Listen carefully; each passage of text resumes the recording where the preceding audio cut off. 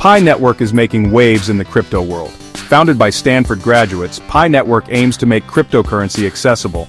Their mobile app allows users to mine Pi coin. This approach has attracted millions of users. Dr. Nikolas Kokkalis, Pi Network's founder, spoke at Consensus 2025 in Toronto. The event, a major gathering for the crypto community, fueled speculation. Investors and enthusiasts were eager for updates on Pi Network's future. The buzz around Pi Network highlights the growing interest in accessible crypto. Pi Network's success hinges on converting its large user base into active participants in its ecosystem.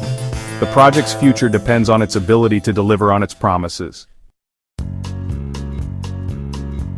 Picoin experienced a significant price surge in recent weeks. The coin surged past $1, reaching $1.06 on May 14, 2025. This represents a 51% increase in just 24 hours.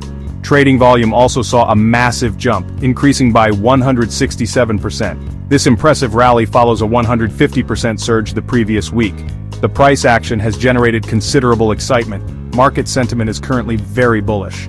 Traders are setting their sights on Pi coin reaching $2 soon. Several factors contribute to this upward momentum. The upcoming announcements from the Pi core team are creating anticipation. Additionally, rumors about a potential Binance listing are adding fuel to the fire. The growing Pi Network community also plays a role in the coin's price action. Despite the positive sentiment, Pi Network faces challenges. A major hurdle is the lack of listings on major exchanges. This limits the coin's liquidity, making it harder to buy and sell. It also prevents wider access for investors. The Pi core team is reportedly in discussions regarding exchange listings. However, no official announcements have been made. Securing listings on reputable exchanges is crucial for Pi Network's legitimacy. It would also attract more institutional investors. Another challenge is the need for real-world applications. Currently, Picoin's use cases are limited. The project needs to demonstrate practical applications. This could involve integrating Picoin into payment systems, online marketplaces, or other platforms. Pi Network's rise coincides with the emergence of other promising projects. One such project is Remitix, a platform focused on revolutionizing cross-border payments. Remitix has already gained traction, raising $14.9 million in its pre-sale. While Pi Network is still in its early stages, Remitix is actively addressing a real-world problem. This difference in approach is reflected in their valuations. Remitix is currently priced at 7.57 cents, while Picoin has already surpassed $1. Experts believe Remitix has a strong chance of reaching $5 by 2025. This is due to its clear use case and strong pre-sale performance. Pi Network, on the other hand, needs to demonstrate its utility to justify its current valuation. The competition between Pi Network and Remitix highlights the dynamism of the crypto space. Both projects have the potential to disrupt traditional systems. Ultimately, their success will depend on their ability to execute their visions and gain widespread adoption. Chairman Crapo, Ranking Member Brown, members of the committee. Thank you for the opportunity to speak with you today. My name is Peter Van Valkenburg, and I'm the Director of Research at Coin Center, an independent nonprofit focused on the public policy issues affecting cryptocurrency and public blockchain networks. What is Bitcoin? Bitcoin is the world's first cryptocurrency, and it works because of the world's first public blockchain network. What does Bitcoin do? It's simple. It lets you send and receive value to and from anyone in the world using nothing more than a computer and an internet connection. Now, why is it revolutionary? Because unlike every other tool for sending money over the internet, it works without the need to trust a middleman. The lack of any corporation in between means that Bitcoin is the world's first public digital payments infrastructure. And by public, I simply mean available to all and not owned by any single entity. Now, we have public infrastructure for information, for websites, for email. It's called the internet.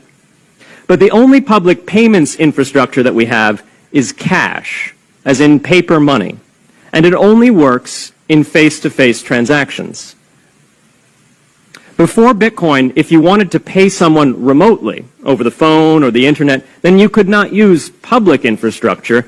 you would rely on a private bank to open their books and add a ledger entry that debits you and credits the person you're paying. And if you both don't use the same bank, well, then there'll be multiple banks and multiple ledger entries in between. With Bitcoin, the ledger is the public blockchain, and anyone can add an entry to that ledger, transferring their Bitcoins to someone else. And anyone, regardless of their nationality, race, religion, gender, sex, or creditworthiness, can for absolutely no cost create a Bitcoin address in order to receive payments digitally. Bitcoin is the world's first globally accessible public money. Is it perfect? No. Neither was email when it was invented in 1972. Bitcoin's not the best money on every margin. It's not yet accepted everywhere. It's not used often to quote prices, and it's not always a stable store of value. But it is working, and the mere fact that it works without trusted intermediaries is amazing.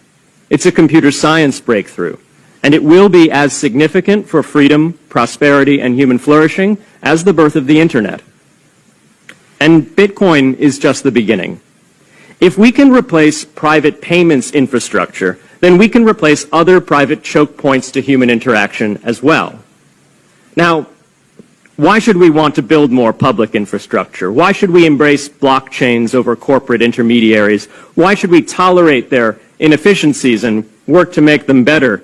Why should we want the pioneers of this technology here in the United States and not fleeing overseas? A simple reason. Because the corporate intermediaries providing today's critical but privately owned infrastructure are becoming fewer, larger, and more powerful, and their failures are increasingly grave. So roughly half of all Americans, 143 million people, had their Social Security numbers exposed to hackers because of a breach at Equifax.